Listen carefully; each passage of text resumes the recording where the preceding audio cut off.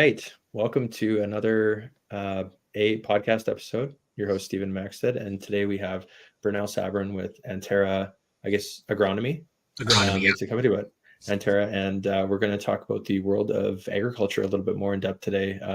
A point in history for myself, working in the industry for quite a bit. And I guess I would call us kind of working alongside each other in some regards when we first met in the ag industry, Brunel. And it's been great to see your journey online. I was excited to have you on and talk a little bit more about what you're doing. You're really putting yourself out there and sharing the storyline of things that you guys are noticing. And I know you've invested and spent more time recently looking at more data and just how important that is for agriculture, and really finding these like key points in history to reflect on. Ultimately is kind of what I had heard us chat about recently in a conversation. So excited to learn a little bit more about that today and expose that for our audience here. And I'm going to pass it over to you to share a little bit about yourself, as I probably just hit the top of the iceberg realistically for the proper introduction that you do deserve with the wealth of knowledge that you have in the ag industry. So I'll pass it over to you to kind of give a little insight and introduction. Right on. Well, thanks for having me. As mentioned, my name is Brunel Sabourin. I'm a owner and lead data scientist, I guess you would call it, for Antara Agronomy. So we work with farmers, helping them grow better crops. In a nutshell, plant doctors, I guess we like to call it. So I grew up in St. Jean, Manitoba, just about 30 minutes south of Winnipeg in the Red River Valley. I've been a consulting agronomist working with farmers for probably going on 25 years now, but Antara was started. This is our 10th growing season, actually. So we're celebrating 10 years this fall. And what our company does is we work with farmers, as I mentioned. So we're always trying to find a better way to grow crops more sustainably, more efficiently, because that's win-win for everybody, the end consumer, the farmer, the environment, et cetera, et cetera. So. Awesome. I think that's a great intro. And I feel like even from coming from the industry, and things have probably changed since not being directly in there, but if we were to kind of explain this a little bit more too, and I was thinking about this before us getting on the episode here today, is the dollars and cents side of the business for agriculture, for those not in the industry. What kind of impact does your work have on the farm at the end of the day with the agronomy work that you are looking at and the services you provide? What's the difference that you're really making on the farms from that side of things? We're looking, we've got, I shouldn't say we have our fingers in a whole bunch of things, but we dabble in we're mostly focused on helping them produce better crops.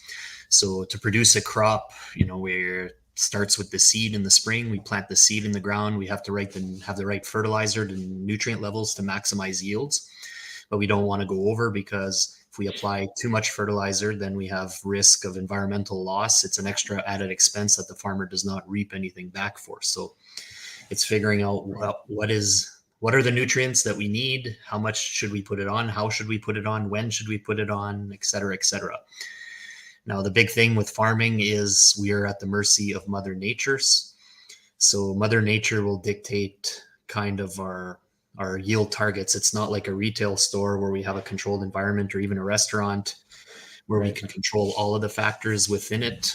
Here, we've always got that variable of the weather. So it's a bit of a guessing game where we need to have a plan A, B, C, D throughout the season. So with our farmer clients, we're out there, we're walking their fields. We're saying, okay, how has the year started? Where are we going? What has been the impact of the weather? What kind of weeds or insect pests or disease are we dealing with that we need to protect the crop from? And, we repeat this cycle, the ag cycle, year after year after year, and all of our learnings from the previous year. So because weather is such a variable, now we've taken the approach with our company. The reason we started Antara was to find better answers for our growers, because a lot of the research is done, it's province or prairie wide across all of Western Canada and the Northern US.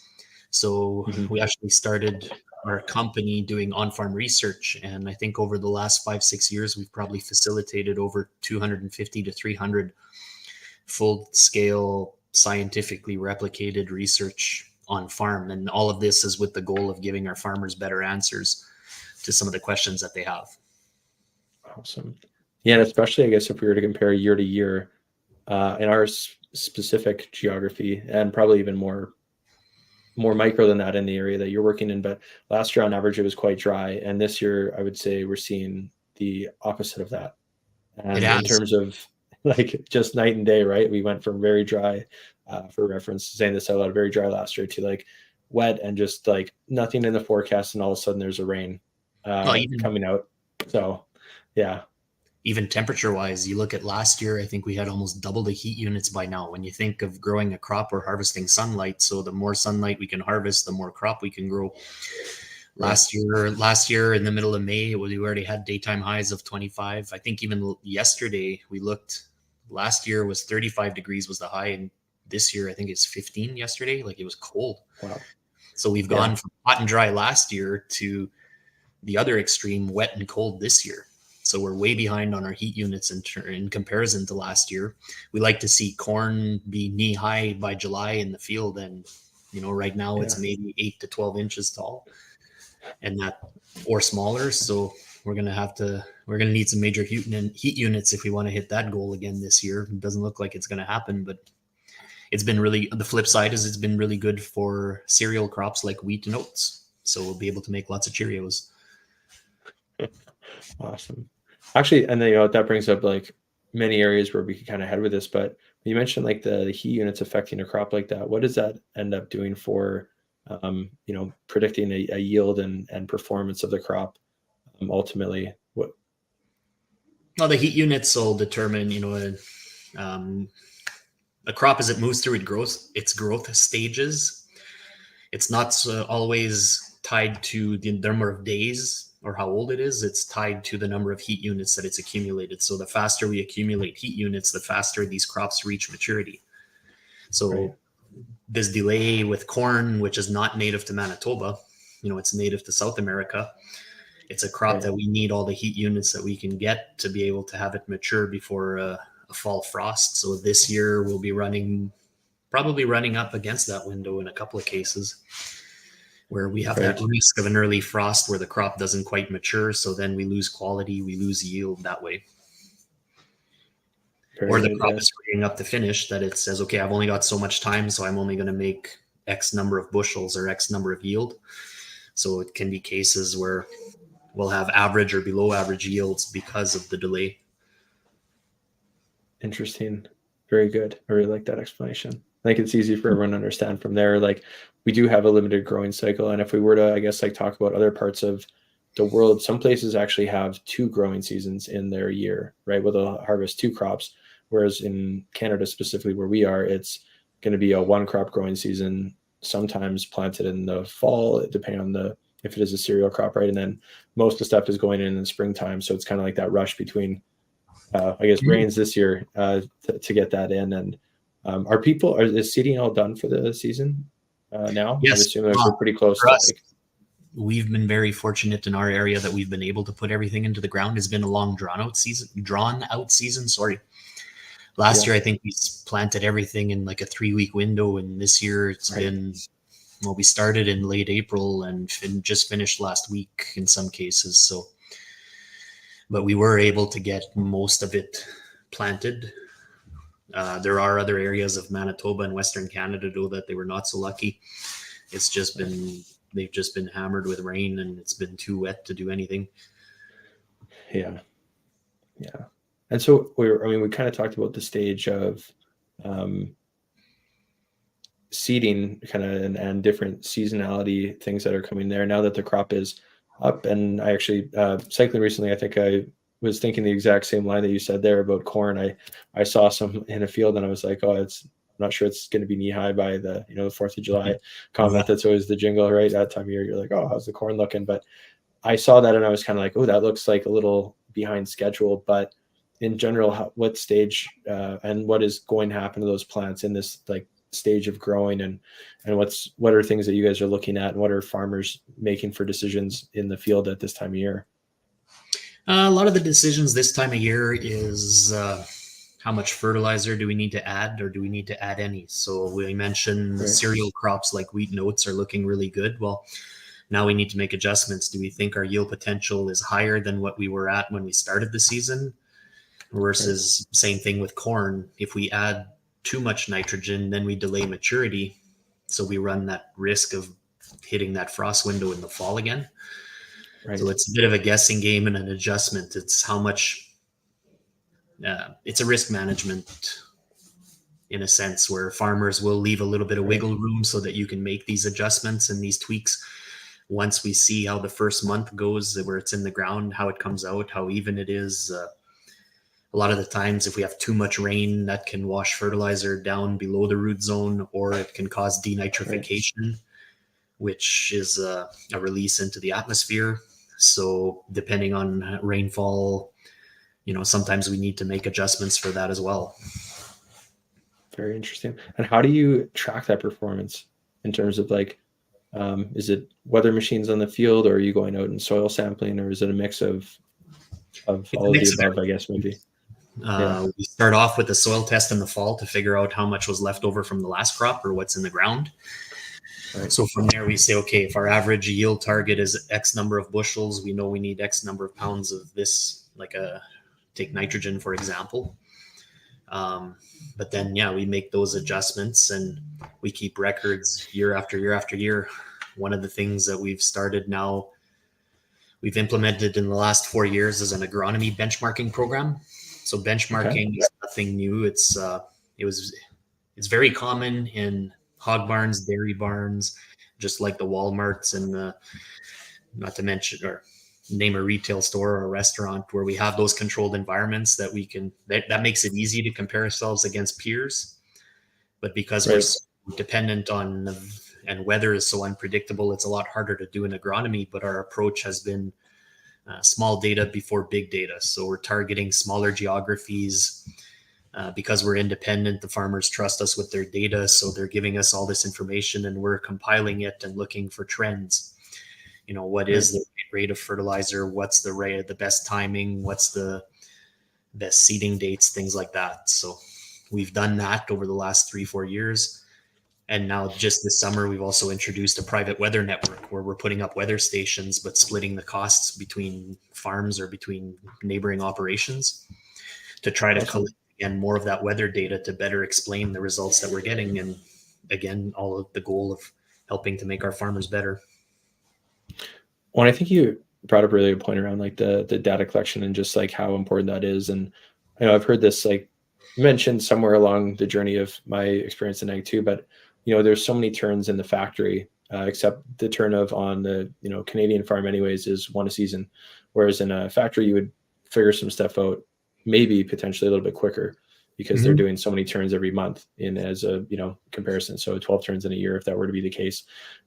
So it's extra important, I think, from what you just highlighted there, from that data collection and all these like micro and very small things to make a macro storyline of the whole year, because there are going to be fluctuations, right? Like we talked about even this year, wet, hot, cold, wind, the works, pests, different things that are just kind of out there because everything is so exposed. But I think that's such a great thing that you're offering for folks down there, because otherwise, where are they getting this from? And it's better to go from that place of fact and results driven things from prior data versus that gut feel or the emotion. I know there was always lots of sayings when I was out on farms about when people would start seeding and different reasons why they would start harvesting. And I don't know that those all to be 100% the truth, I'm sure, to really be making decisions on all the time. I can't remember all of them, but there was quite a few. And I think it's interesting that you're along the journey there. Do you find yourself making decisions with farmers on these different dates for seeding and then truly part of that conversation all the way through to harvest in the season? Oh, definitely. But then the more we document, the better we can explain things. Like we have planting report cards and harvest audits that we do just to kind of track, okay, well, here's what we thought we were going to do or what we were targeting, and here's where we ended up. So where was the gap, or did we overshoot our expectations or our yield goals? And then we make adjustments. But a lot of the farms know their own farms and their own fields, but we're taking everybody's data together, and together it's pure group learning. We're learning faster because we're comparing more hard numbers. It's not just coffee shop talk. A lot of farmers are not historically been very independent. They wear many hats in their operation, and they're not. Right.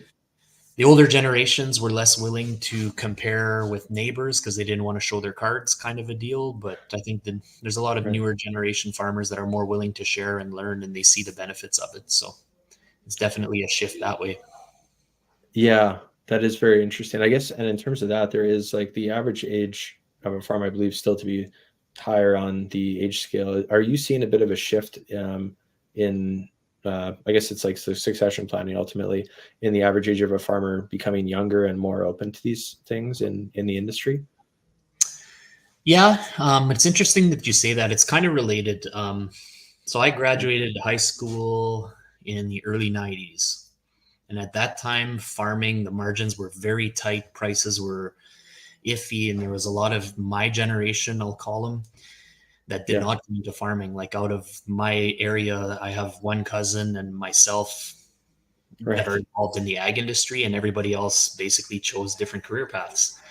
But then Yeah, right around 2008, there was a they called it a super cycle where there was there was a lot of production problems around the world, and there were prices all of a sudden were very good for farming. And it's like right. be comparable from going to the $25 blackjack table to the $100 blackjack table now. There was money to be made. So you Right. see there's a gap missing for my generation, that the a lot of the kids chose not to farm. But then when that super cycle hit in 2008, and the one previous to that was in the early 80s, late 70s. Interesting. So there's a Yeah, gap there, and then all of a sudden there's this younger generation of farmers. So there's a whole pile of farmers right now in their late 30s, early 40s that started farming during that super cycle and chose that as a career. right.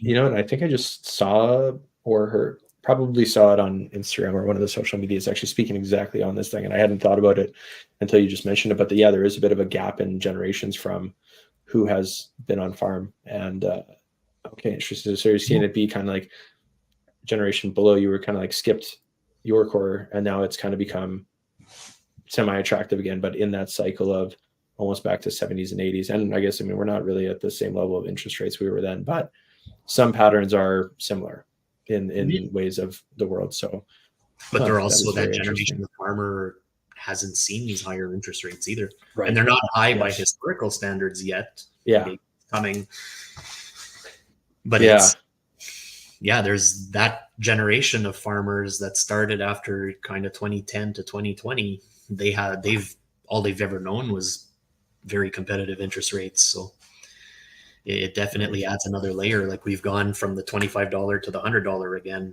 these last 3-4 years. Very interesting. What is a more popular crop in your area for you guys to grow? Just to chat about that, like what's being grown in the area. I know it's a mix, but what's trending now, I guess, right? Because it seems to go through like different cycles of like what's popular and what's in demand, I guess, ultimately too, for what's going to make money on the farm. hmm So wheat and canola are two staples for, well, that's basically Western Canada. Those are the two most popular crops. But here Yeah. in the Red River Valley of Manitoba, we grow a whole variety of crops. We've got barley, oats, wheat in terms of cereals, corn.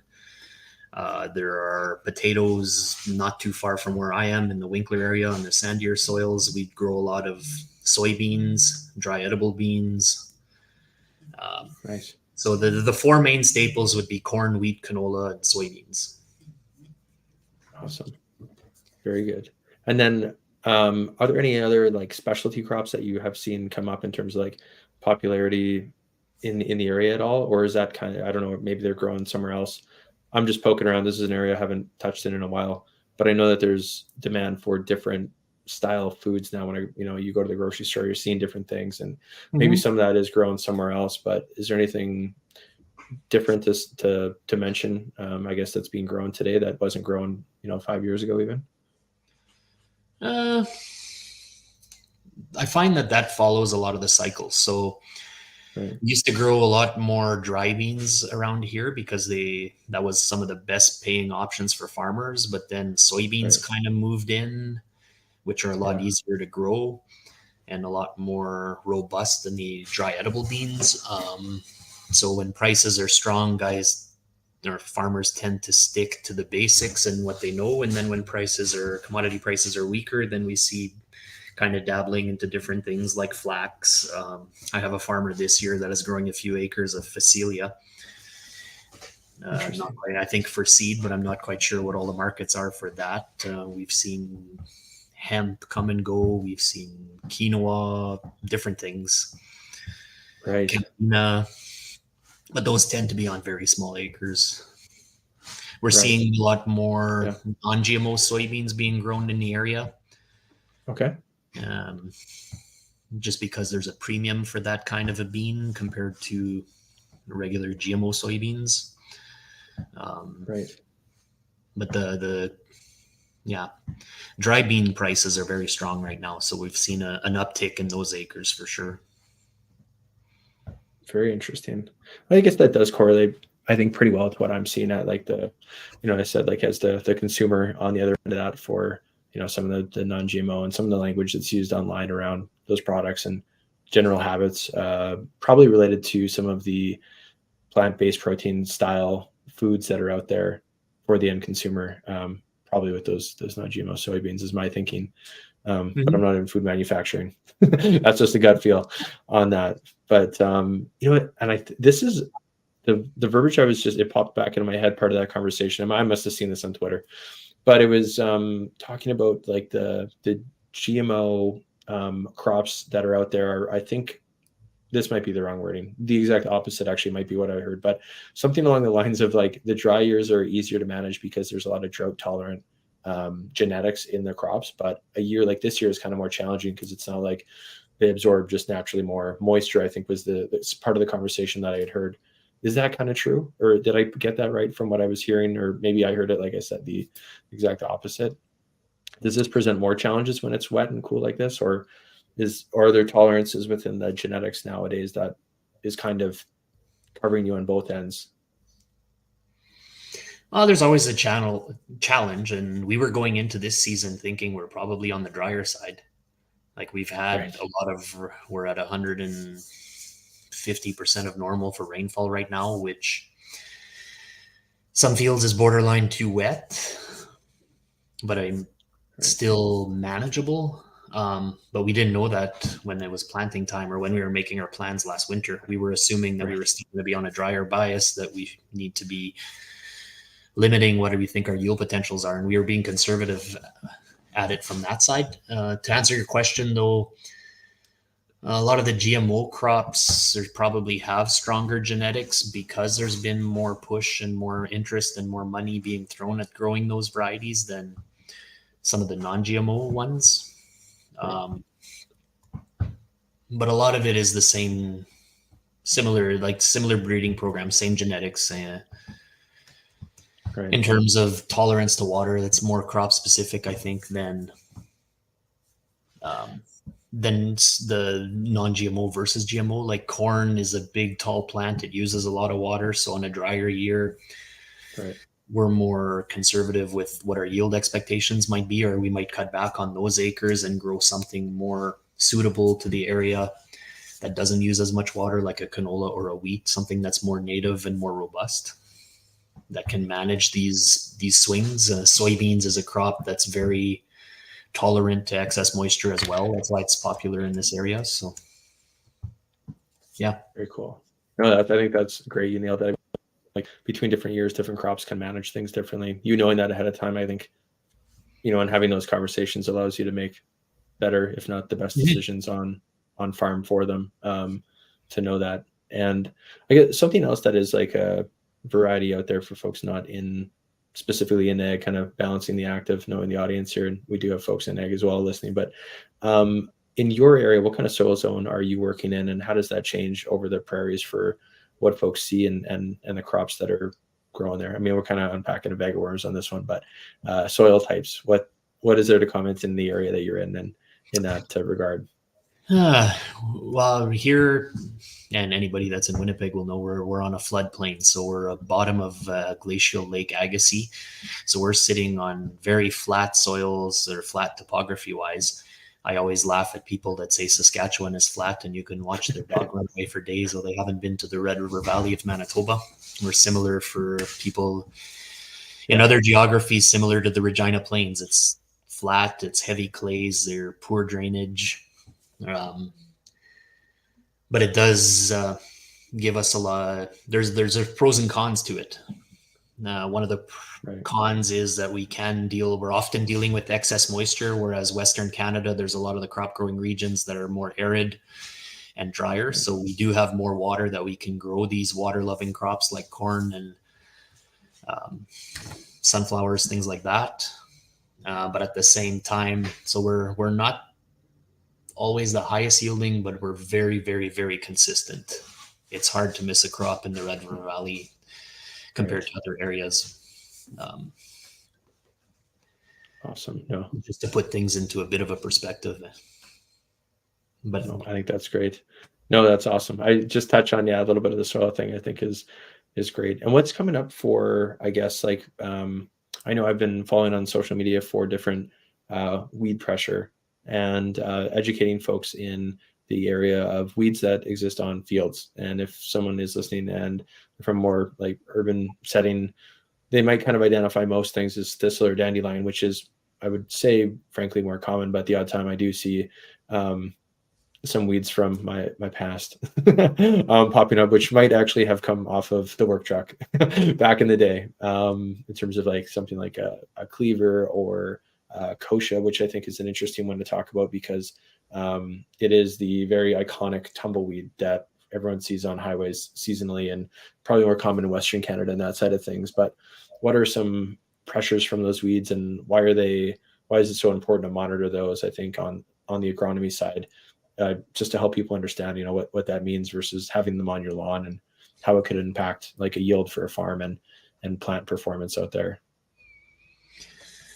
Okay, so weeds is definitely one that is a problem that has since the dawn of agriculture, it's been a problem. So Mother Nature wants diversity. They want to grow plants to grow. They want competition. So we're trying to grow crops that, weeds would have a negative impact, both in having to clean the weeds out of the seeds. Like nobody wants weed seeds in their bread. You call it multi-grain bread, but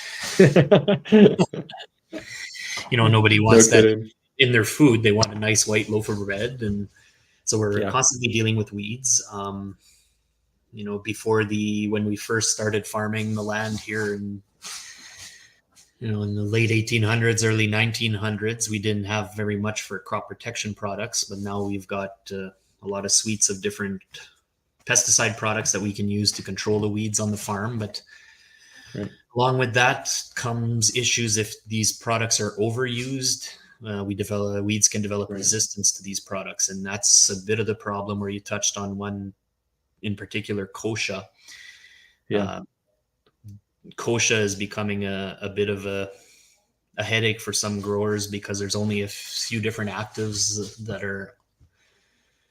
that work well to treat the kochia, and kochia seed does not last very long in the ground, so it's constantly replacing itself. There's no old seed to breed with new seed or pollen to delay resistance. So resistance moves through that particular weed very fast, and I think that's one of the reasons. And you mentioned in the city we know how dandelions and thistles are a problem, but we were in downtown or headed towards St. James area last summer, and there was kochia growing on the boulevards, and that was the only weed. And like we're talking middle of the city now, never mind just out in the countryside. So Mother Nature finds a way to move it around. And a lot of the times too, it's not necessarily things that we're doing wrong in our area. It's these seeds move in from other areas. Waterfowl are notorious for moving seed. Canada geese, I think we were looking at it last year. We read somewhere that they can fly with a tailwind. They can fly 1,500 miles in a day. So they could take off from Texas and be here in 2 days. So talk about, and the seeds that they ingest down there, by the time they move through the goose, that's 2 days, 3 days. So that's how some of these weed seeds or these problems move around geographically. It's not just wind and water, it's livestock, it's people moving, it's whatever. Now, that's only one side of the story, though. So there is a lot of new Yeah. technology that we're working with to help combat this. So last couple of years, we've been working on optical spraying systems. So we've got cameras where we're training computers to recognize weeds in the field. So we've got cameras right now that Interesting. as we're driving across the field, Hmm. we can control each nozzle individually on a sprayer. And nozzle spacings are usually about 10 or 20 inches apart. So we can control Okay. each individual nozzle on the sprayer. So the camera, as we're driving, identifies a weed, and then it can turn whichever nozzles it needs to on and off. So Right. now where we used to do a broadcast application of a pesticide across a whole field, we Hmm. can now target just specific weeds. So we can, even though we might still need to use those pesticides, but if we can reduce our use of those down to maybe 10% of the field instead of 100% of the field, that is a huge, huge win in terms of sustainability and much better for the environment and better for the farm, better for the consumers, better for Lake Winnipeg in our case. So these Absolutely. are Yeah. huge things that are just on the doorstep now of becoming mainstream, where we can start spraying specific weeds, and we call that green on green, like green on brown. The cameras can easily identify weeds when there's no crop, but now we're starting to be Right. able to have the ability to identify and target weeds specifically in crop. And now, like Very once the interesting. camera systems are up and running, so we put that technology on a small robot that can run 24/7 across the field. Now we have a small fleet of robots, and now maybe we don't need pesticides. Maybe we can use just a little. Uh, we're working on. There's technologies out there evaluating everything from sandblasters to flamethrowers to hose or like small shovels on these robots. So now we can look at mechanical weed removal where we may not need to use pesticides at all once this technology becomes mainstream in the next, probably in the next 5 to 10 years. We're going to see a lot of that because there's no weeds that are resistant to Interesting. mechanical removal. Right. That would be crazy if they start being able to hold themselves down like that. But It's that, no different than like a swarm of drones that they can yeah, control. Now you've got a fleet of little robots that drive up and down the rows all yeah, for when they're done one field, they move to the next field. And then when they're done the farm, they come back to the first field and they do this whole same thing over again and get anything new that's coming out of the ground. that would be very interesting. I actually just drove by a house on my way to a triathlon last weekend, where they had two like lawnmowers, I guess, out on Mm-hmm. their lawn, but they were autonomous. I Yeah, guess to some it's degree. no I don't different know. than the technology in your Roomba and your Yeah. vacuum that does your house. It's the same idea. These drones can drive patterns. The robot Mhm. lawnmowers, it's a lawnmower instead of a vacuum. It's the same idea, same general concept. Huh. How far away do you think we are from that, or is that already like in practice on some farms? I think it's already in practice. There are some commercially available units that you're starting to see more in high value crops, not necessarily Okay. here in Manitoba, but like in vineyards or orchards Right. in those kinds of areas. But oh yeah, Yeah. uh, they can Interesting. target specific fruits for picking. They can target specific weeds. It's all about teaching the computer, teaching the algorithm how to recognize a specific plant. Huh. Yeah. No kidding. That's really cool. That's going to save a lot of hopeful like time and energy and resources around that, so you can focus on some of the other stuff. Oh, I know it's forever a game of catch up on farm. there's For always something new, and that's what keeps it interesting. It's what keeps us young. yeah, no kidding. And then coming into, I guess, just talking about the whole cycle and process on farm, and we get to kind of harvest time. What does that conversation look like with farms? And I guess kind of like predicting the future a little bit here. And it's a dangerous thing to even bring up. But what do you think harvest is going to look like this year for the farm? And what are you kind of looking at in those discussions uh, for this year? I guess. Well, again, man, like we're cautiously optimistic. A lot of the crops Yeah. set their yield potential early, like a wheat. Okay. Before it's 6 inches tall, it's already decided how many tillers it's going to push out, what size of a seed head it's going to make. So everything we're doing from now to harvest is trying to protect that yield potential. Right. So there's a lot of crops that we've had a very good start. We're very optimistic. We're hoping for more heat units to help the corn catch up now. Yeah. No, harvest is looking really good. We planted a lot of our stuff on time, or at least 80% of it, and then before we had a bunch of rain that delayed us. So a lot of the crop should, so far so good. Awesome. No, that's great. With It's so great to hear. the weather, like we can do everything right up until the day before harvest, and then a hailstorm comes through, and it's nothing we can do about it. It's all for naught, right? It's you'd rather have it be destroyed in the spring before you've spent the money on the pesticides, the fungicides to protect it and everything, but that's just the nature of the game. No, absolutely. No, it's so great to hear you talk about like that predictability, like early on, in terms of like what you can control. And then you're always working with the variable, the weather, out there. So that's the drive everyone crazy moment if something changes. But it's great to hear that it sounds like, people are in a good spot already, given what's come out of the ground and, that forecasting, in that way. So yeah, like very in awesome. general, I think when you look across the prairies, it's not so good looking. So we're definitely not complaining over here. We're very fortunate and very lucky, and Right. we I don't know. I don't want to say humble about it, but we still have optimism over here. But there's a lot of areas that it's not as pretty, and there are protections like crop insurance that help protect against devastating losses or that help ease the blow, but it's not the same. Harvest is way more fun when there's something in the field and worth getting. Yeah. Funny small question. What's your favorite crop? I don't know if I have a favorite. Depends on the time of year. Canola is a crop that's very hard to keep alive over the first 2-3 weeks. There's flea beetles and insect pests that love to chew on canola, but once it's up and it's out of the ground, it's fantastic. It depends on the time of the year and what we're looking for and what pests are a problem. When it's 35 degrees, walking through 6 or 7 foot tall corn with no wind is never fun, but that usually means it's probably pretty healthy though. Mm-hmm. Yeah. For sure. That's good. Now, outside of I know this was like a common thing, but if you're collecting such like kind of like bigger data sets, are you guys still participating in doing different trials, or do you see a lot of value from doing that on a local level still, or are you guys doing that?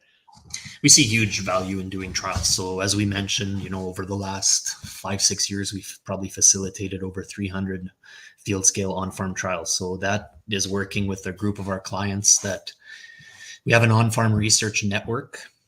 So similar to the benchmarking side of it, where it's peer group learning, we do the same thing with the research. So every producer or farmer in the research group has committed to hosting 2 trials in a season, but then we pool all of that data together. So the farmer does 2 trials, but we're usually about 15 to 20. So he'll get 30 to 40 trial results back at the end of the year.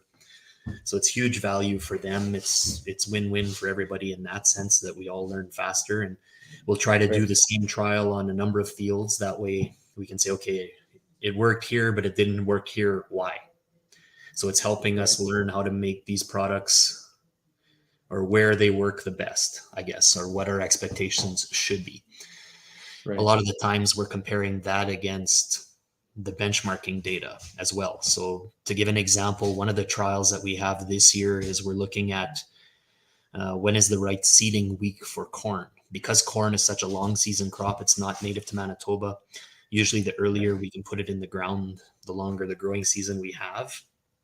But the trouble with putting it, because corn is so finicky, if you have a big variance in the days to emergence, or how even it comes out of the ground, you want all of the corn coming out of the ground within a 24 to 48 hour window, because then it competes against itself. But If we had corn plants that would come out a week later, those are basically a weed. They're going to compete for nutrients and moisture, but Right.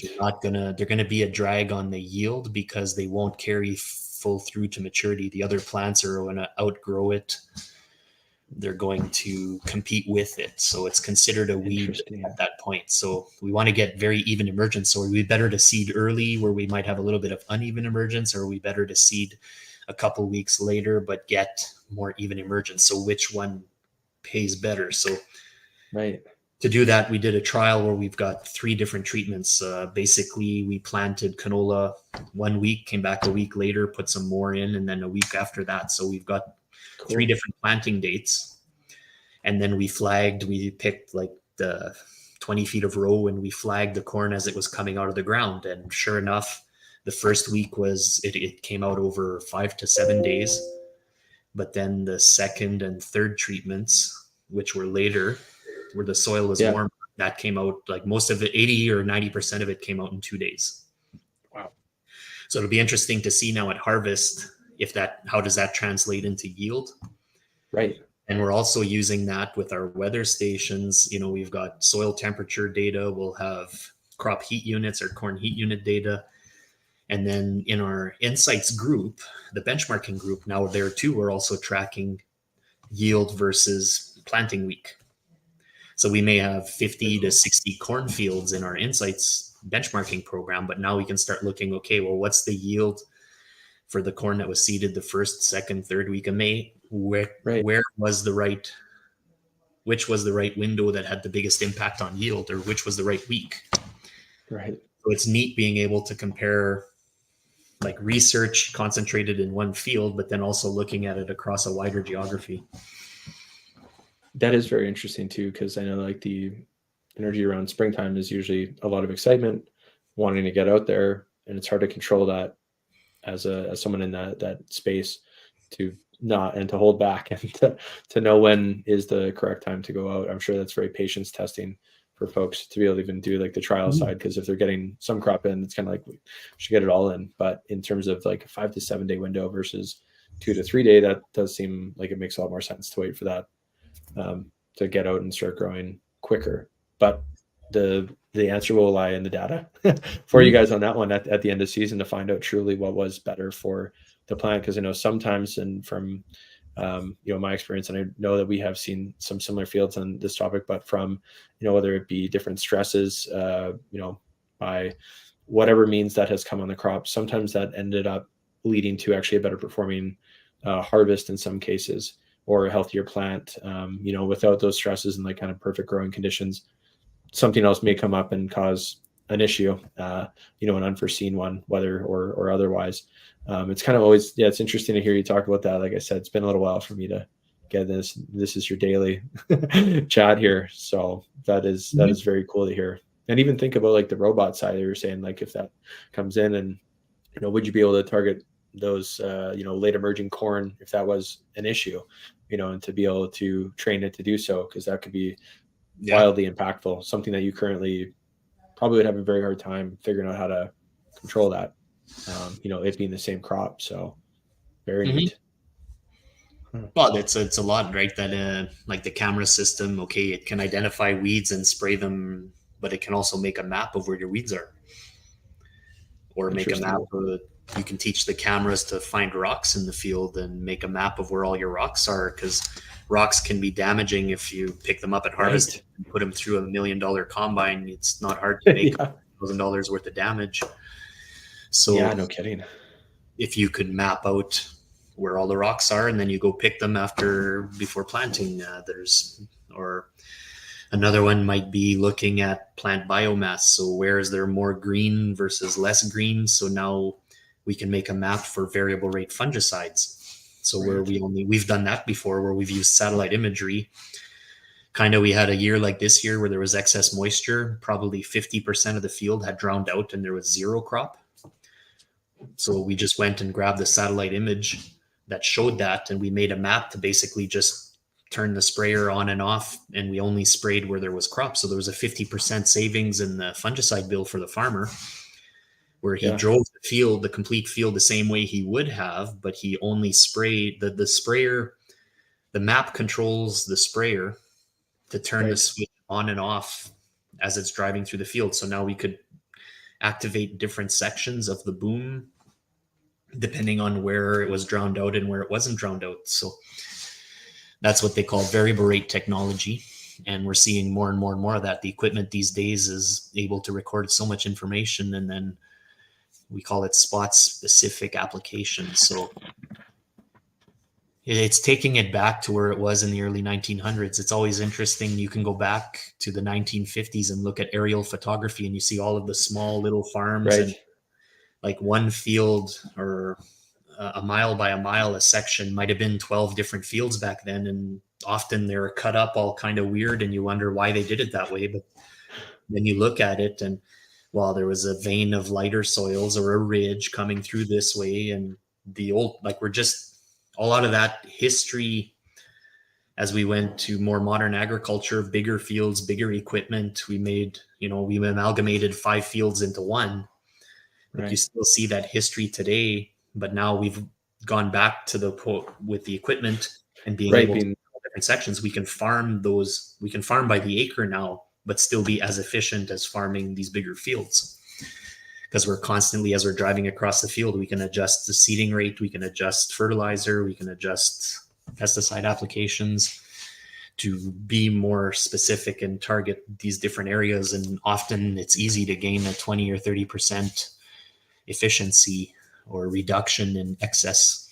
Yeah. That is that's rely on pesticides, the better it is. Like, the better it is economic. The farmer doesn't want to spend money for nothing. They would rather keep that money in their pocket. And then it's the less we put on, the less is prone to possible loss to the environment. So it's definitely win-win-win for everybody. No, that is just so great. And one of the key things I think I heard you say today a couple of times is just like things coming in cycles, whether that be weather, the economy, crops kind of coming and going too. Everything is kind of, in a continual cycle.